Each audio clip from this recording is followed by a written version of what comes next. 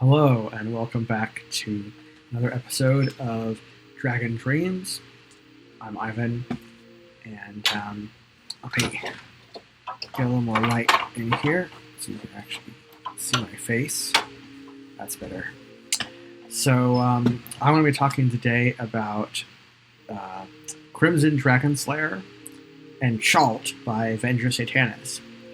I just got back from VengerCon, which was this really neat, intimate little con in Madison, Wisconsin, run by Venger.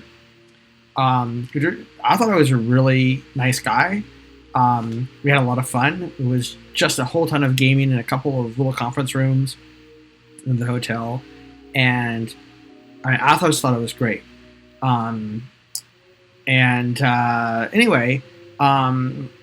Venger has a rules light game called Dream of the Dragon, and I really like rules light games. I think I've talked on this channel before about why I like rules light games, which is that I really like immersion play, and I really like both GMing and playing it, and I just really like having this experience. It's kind of like feeling like you're there. And my view on role-playing games is that I kind of like the rules to get out of the way, and for me to just, for the game to be about what you do in the world. So it could still be dangerous, it could still be, a world in which, there's a lot that could go wrong, it's dangerous, you're going on a dangerous adventure. There can be plenty of challenges, but it's like the game itself is this thing that was made by the GM, and the rules are just kind of there to facilitate things and make things fair. And I know that's not everybody's cup of tea. I mean, some people they really like the rules. The rules are kind of it. That's okay. That's cool. Nothing wrong with that. So, Crimson Dragon Slayer is this really nice rules light game that Venger Satanis made. We played it during his games at the con, obviously, of course. And I thought it's actually a really slick little thing. It's a really short game. It's like, just like a few pages. You can get it.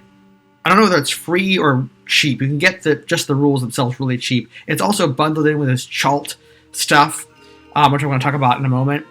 You kind of imagine like the D20 system from Wizards of the Coast, right? But kind of like harking back to old school, like almost imagine like the old TSR put out, if people remember basic D&D, they put out basic D&D, but like with D20. That's kind of like what Crimson Dragon Slayer is, except with some neat twists. So they have the standard 4 classes from the old days: fighters, thieves, clerics, and magic users. For those of you who play Wizards D&D, magic users are now being called wizards.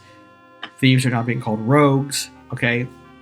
And it's very simple. You pick a class. There's no attributes. There's no stats at all. You pick a class, and the class determines not only your hit dice, but also the damage die that you do. So fighters are, and it's always the same damage die as the hit die. So fighters are D10 hit dice, D10 damage dice. They get to add their level to both to hit and damage, which I think is awesome. Means that when you're high level, you're just gonna kick ass.